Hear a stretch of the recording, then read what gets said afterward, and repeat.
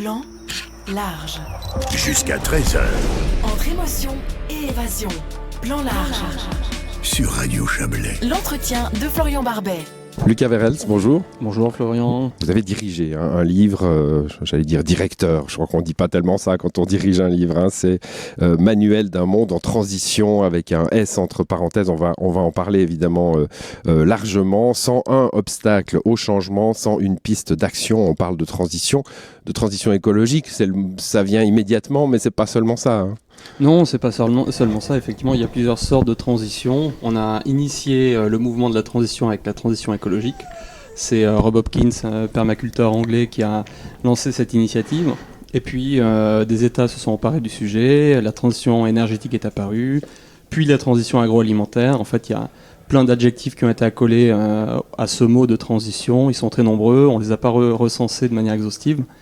Mais la transition écologique n'en est qu'un parmi tant d'autres. Alors on va en parler, ce livre est une clé d'entrée, hein, dans énormément de choses dont on entend parler dans un brouillard très anxiogène, hein, qui est celui de le monde va mal, il faut que ça change, et vous donnez des pistes, vous donnez des solutions, et vous vous intéressez aux obstacles, hein. On va parler, quels sont les obstacles qui font que ça ne change pas. On va s'intéresser à ça. Vous créez d'ailleurs même une nouvelle tranche de recherche scientifique, hein, sur la science des obstacles. C'est assez fascinant.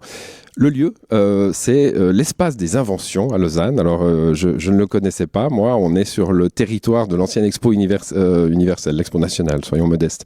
C'est la Suisse. L'Expo nationale de 1964. Pourquoi ce lieu ? Alors, parce que je pense que fondamentalement, quand quelque chose ne fonctionne pas dans une société, c'est qu'il y a un changement à opérer quelque part dans le système sociétal. Donc il faut innover. Or, aujourd'hui, on voit que quelque chose ne fonctionne pas, ou plutôt ne fonctionne plus, hein, c'est un euphémisme.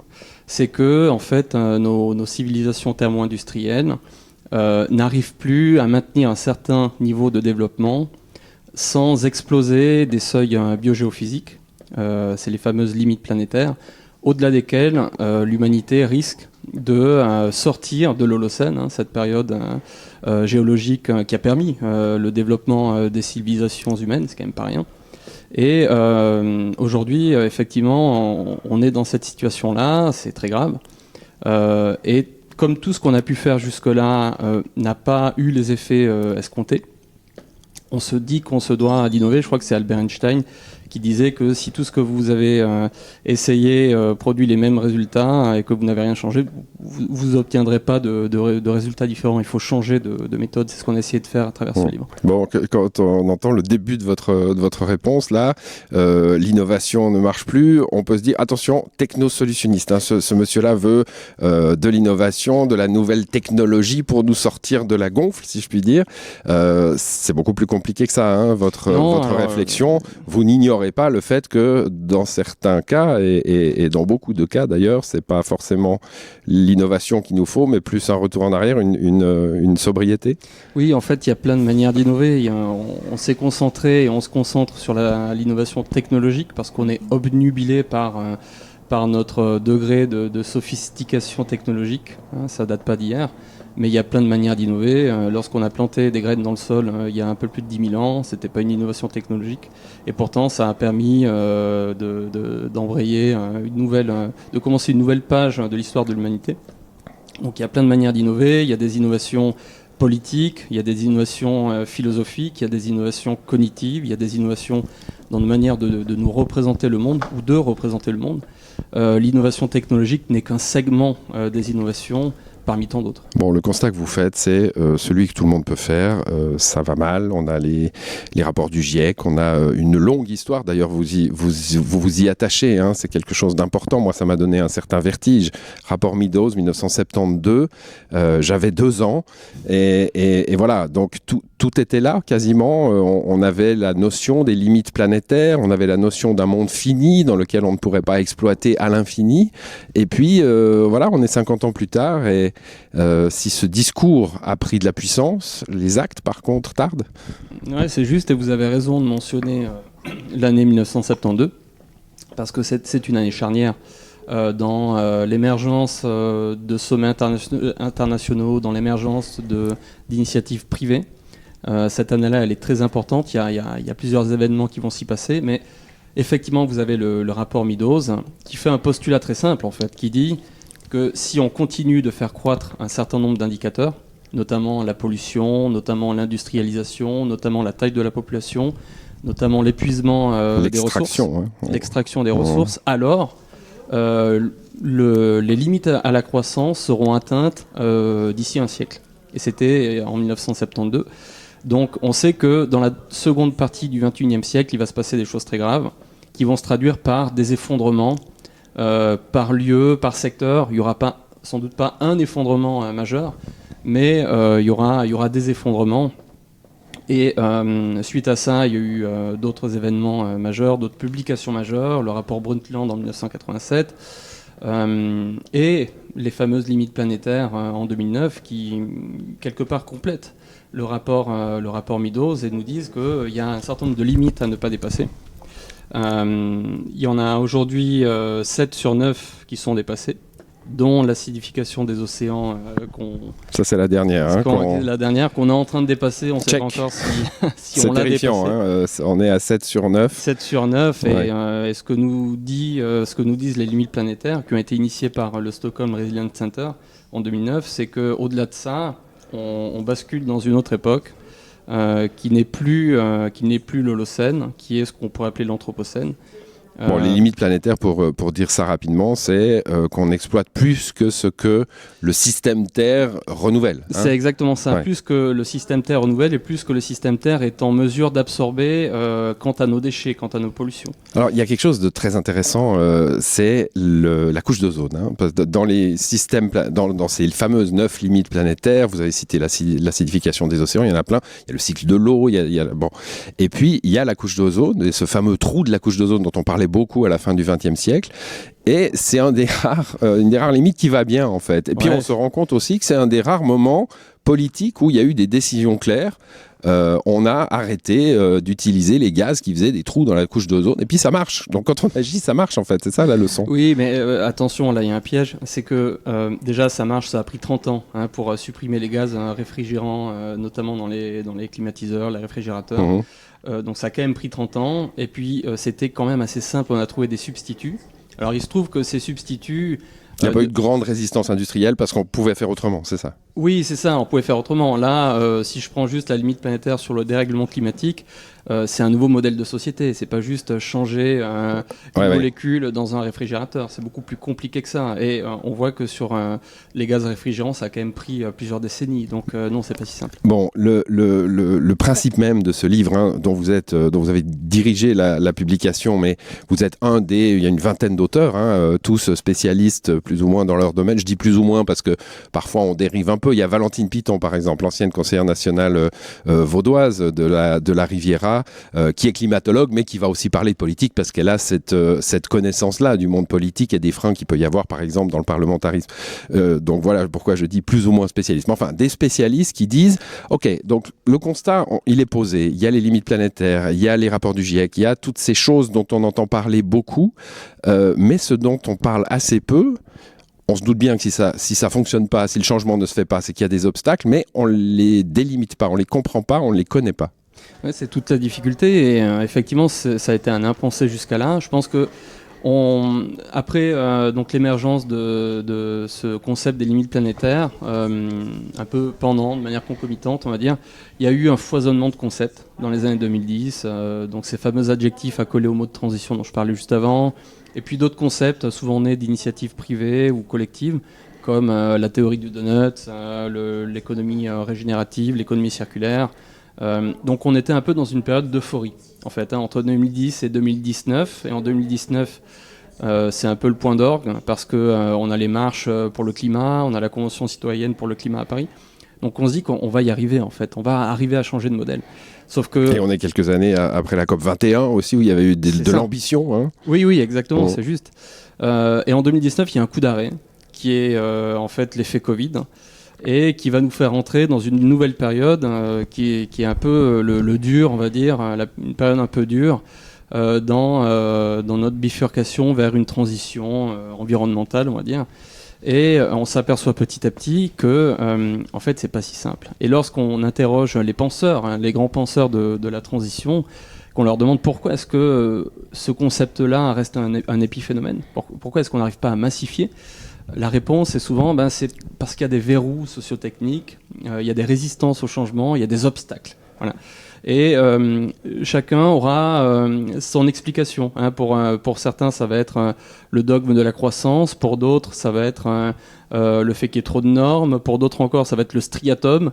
Voilà, là, vous m'avez perdu, striatum. Striatum, donc c'est le cœur de notre cerveau. C'est lui qui est responsable de la libération de la dopamine. Donc il y a eu beaucoup de publications qui ont été très critiquées.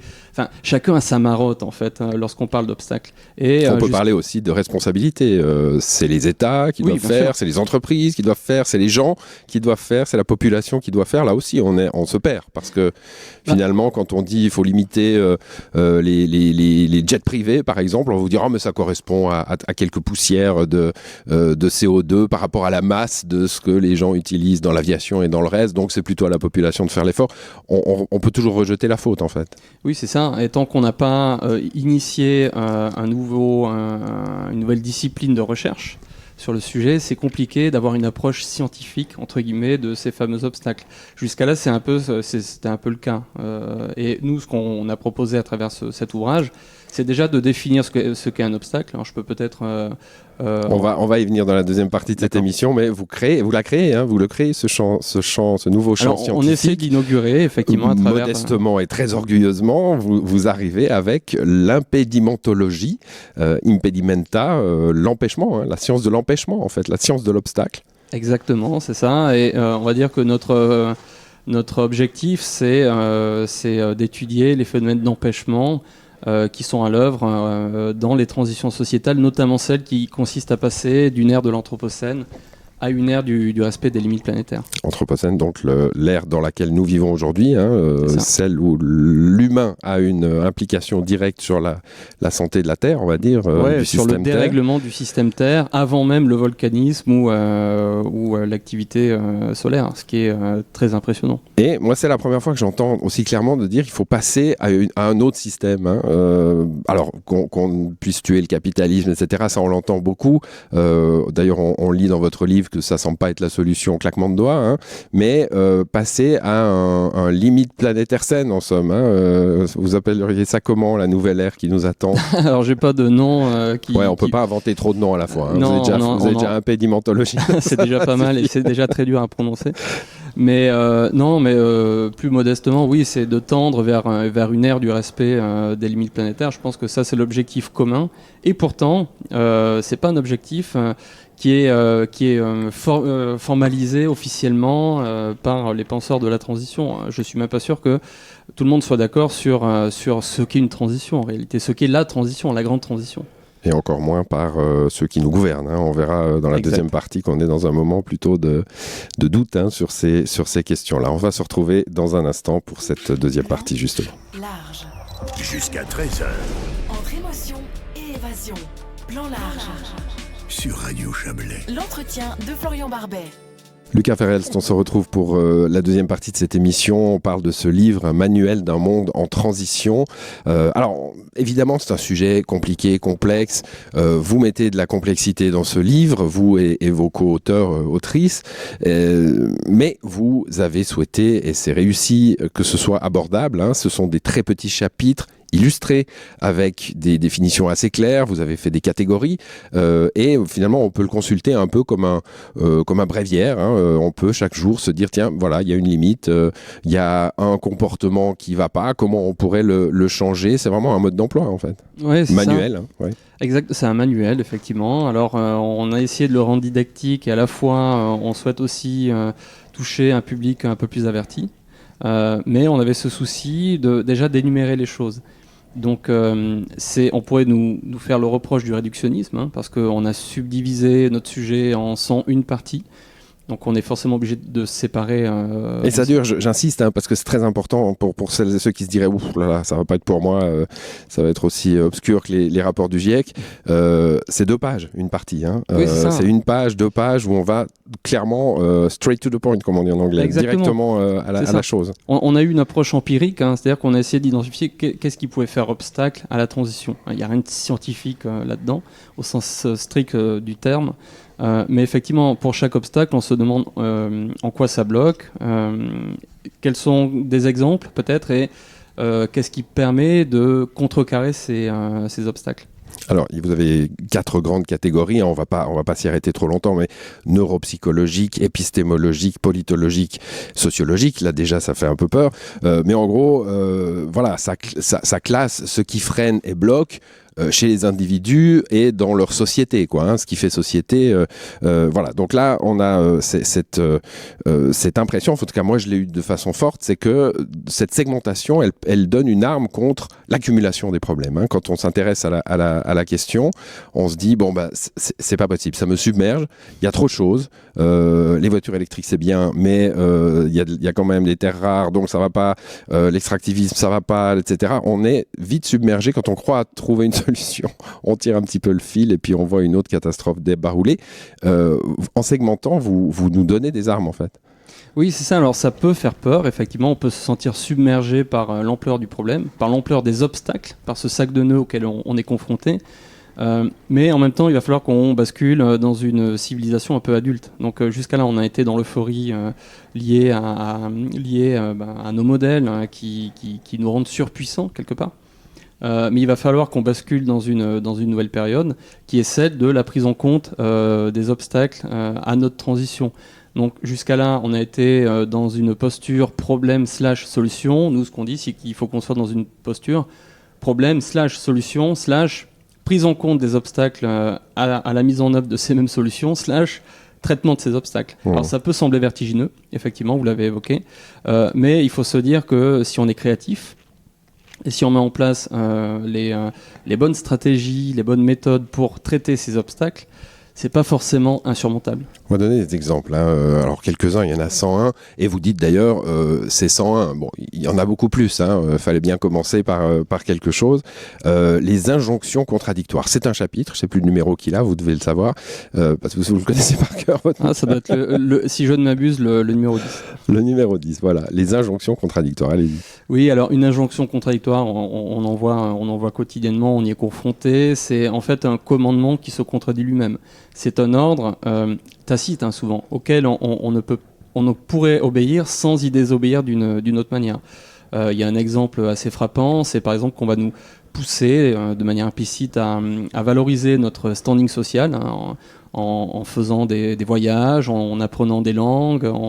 Et même de façon, standing social, ça peut paraître un peu négatif, c'est même positif, s'ouvrir aux autres, aller découvrir des cultures. Exactement, c'est ça. Sauf que pour ça, il faut souvent prendre l'avion, en tout cas pour la plupart d'entre nous.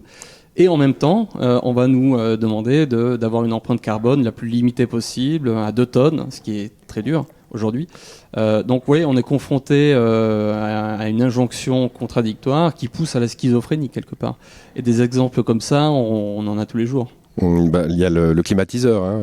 Il fait chaud, on va mettre des climatiseurs, et puis le climatiseur renforce le climatiseur renforce les îlots de chaleur. Ouais. On avait fait un calcul, c'est que dans une rue où il y a un certain nombre de climatiseurs, la température de la rue à l'extérieur sera 2 degrés au-dessus de ce qu'elle aurait dû être. Donc il y a un autre point très intéressant dans le monde scientifique, c'est la pensée en silo. Hein. Et ça, on voit quand on s'intéresse un peu à ces questions, déboucher tout à coup des solutions qui n'en sont pas, parce que justement, on a réfléchi qu'une partie de la question, quoi. Ouais, exactement. Alors, la pensée en silo, c'est un mode d'organisation du monde du travail qui fait qu'on va subdiviser nos savoirs en professions hyper spécialisées qui ne communiquent pas entre elles. Alors un bon exemple, c'est par exemple, d'un côté vous avez les ingénieurs qui, pour réduire notre empreinte carbone, vont pousser au recyclage du plastique. Et dans un autre silo, vous avez les spécialistes de la santé, les médecins, qui vous expliquent qu'au-delà d'un certain nombre de cycles de recyclage de ce même plastique, vous avez des microplastiques qui vont se créer, qui vont se déverser un peu partout dans les sols, dans les eaux. Et aujourd'hui, on sait que ces microplastiques, on les retrouve dans le cerveau, on les retrouve dans le placenta humain, on le retrouve dans le lait maternel. Donc, et dans les animaux qu'on mange. Hein. Ouais, exactement, c'est ça. Donc c'est assez... Il faut sortir de cette Est-ce que le monde universitaire que vous connaissez a commencé à le comprendre? Parce que la pensée en silo, cette hyper spécialisation de la recherche, elle est aussi née de là. Voilà, on est le spécialiste de telle molécule, hein, à la limite. C'est un monde dans lequel je tâtonne un peu. Mais est-ce qu'on a commencé à comprendre que travailler en différentes disciplines? Il me semble que oui, moi, vu de l'extérieur. Oui, alors oui, mais effectivement, vu de l'extérieur, oui. Mais souvent, ce qu'on fait lorsqu'on pense faire de la transdisciplinarité, c'est qu'on fait du multisilo. C'est-à-dire qu'on va avoir une approche par item, mais on ne va pas forcément créer de passerelles entre ces différents items. Donc ça, c'est un peu le risque. Et pour arriver à vraiment avoir une approche transdisciplinaire, il faut arriver à trouver les bonnes passerelles épistémiques entre chacune des disciplines. Et ça, c'est pas si évident que ça. Et puis, ça doit se retrouver aussi dans le cerveau des décideurs, hein, cette transdisciplinarité et le fait de repousser la solution simple. Hein. Or, on n'en prend pas le chemin, là. Non, effectivement, on n'en prend pas le chemin, mais je pense que petit à petit, on va tendre vers ça. Il y a de nombreux penseurs qui promeuvent la transdisciplinarité. Ça fait une bonne 50aine d'années qu'on le fait. Edgar Morin a été très actif sur le sujet. Le fait est que on est quand même très efficace lorsqu'on est hyper spécialisé. On est plus rentable. Et lorsqu'on adopte une posture de généraliste, on est souvent moins efficace ou on paraît l'être. Ce qui fait qu'on peut avoir tendance à promouvoir, même de manière tacite, l'hyperspécialisation. Bon, je reste au décideur, hein, sur lequel il est trop facile de lancer la seule pierre. Hein, on peut se la lancer à nous-mêmes. Vous l'abordez dans le livre. On peut lancer ça au système économique mondial, le capitalisme prédateur en ressources. Hein, on peut aussi dire que les décideurs ont une part importante, évidemment, de responsabilité. Vous introduisez la notion de ressac conservateur qui m'intéresse. Hein, on est en plein dedans, on nage dans ce ressac. Le ressac, c'est quand la vague se retire, hein, et ça a une force, évidemment. Trump, c'est le ressac conservatif? Ouais, alors Trump, avec son acolyte, faut-il le citer? Oui, c'est clair qu'on est rentré dans une période où on a des ressacs quotidiens. On a il y a quelques jours encore, la population suisse qui a voté à 30% contre l'intégration... À 70% contre. Ouais, pardon, à 30% pour, à 70% contre le respect des limites planétaires à travers notre économie. Donc Trump, Musk, c'est exactement la même chose. En France, on a aussi donc des hommes et des femmes politiques, hein, qui appellent quasiment à la fermeture de certaines agences pour l'environnement. On a eu l'ADEME, l'OFB. Donc qu'est-ce que le ressac conservateur? C'est une réaction vive et violente du pouvoir en place à l'encontre de la progression des droits des minorités. Bon, ce que vous notez, parce que dans ce livre, on a l'impression que c'est de la science, c'en est beaucoup, mais c'est aussi de l'histoire, c'est de la sociologie, c'est que chaque mouvement d'émancipation, chaque révolution, chaque moment de progressisme a eu droit à son ressac conservateur. Et là où moi je vois une lueur d'espoir grâce à votre livre, c'est que ces ressacs ont été dépassés, en fait. S'il y a un ressac conservateur, c'est qu'il y a une lame de fond, a priori plus puissante pour le changement. Exactement. Il y a toujours eu une lame de fond progressiste. Nous, en ce moment, on est plutôt dans une lame de fond transitionnelle. Ça a été le cas lors de l'abolition de l'esclavage. Ça a été le cas pour l'émancipation des femmes. Donc il y a toujours eu ça. Et il y a toujours eu des réactions conservatrices du pouvoir en place. Sauf que on finit par y arriver. Mais ces phénomènes de ressac ont l'intérêt de nous faire perdre du temps dans la marche du progrès. Si on regarde l'évolution de la démocratie en France, par exemple, de 1789 à la Troisième République à la fin du 19e siècle, on a quasiment un siècle qui se passe pour installer cette idée de la démocratie.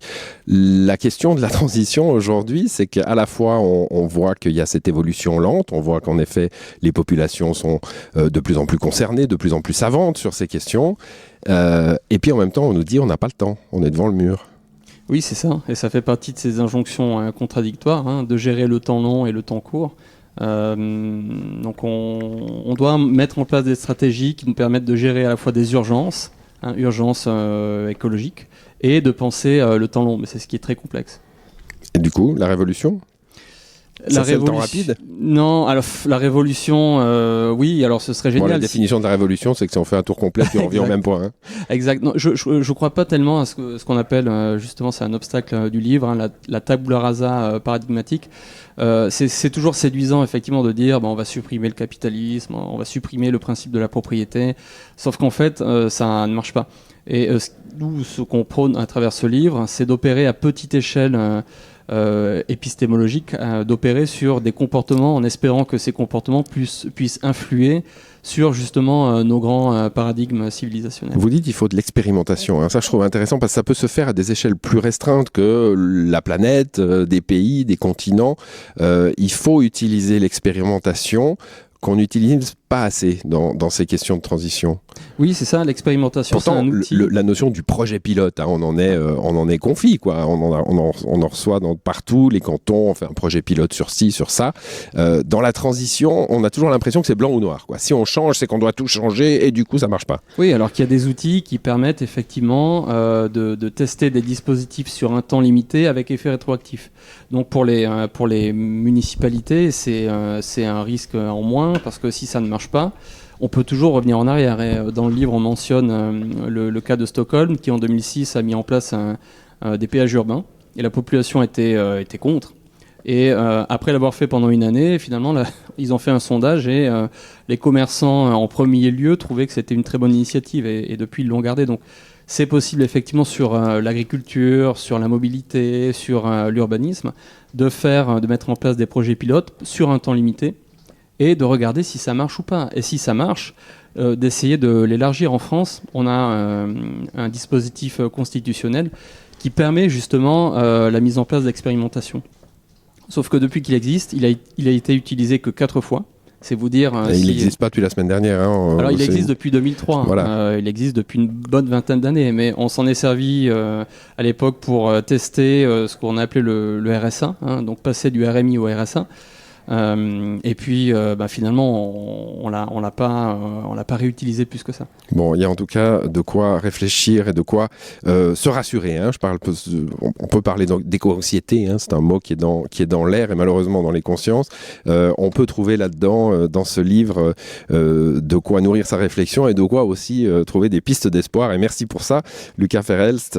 C'est un livre que vous dirigez donc avec une vingtaine de co-autrices et co-auteurs, avec une postface d'Arthur Keller dont on n'a pas parlé mais que l'on pourra lire. Manuel d'un monde en transition, sans un obstacle au changement, sans une piste d'action. C'est aux éditions de l'Aube. Merci à vous. Merci de m'avoir invité.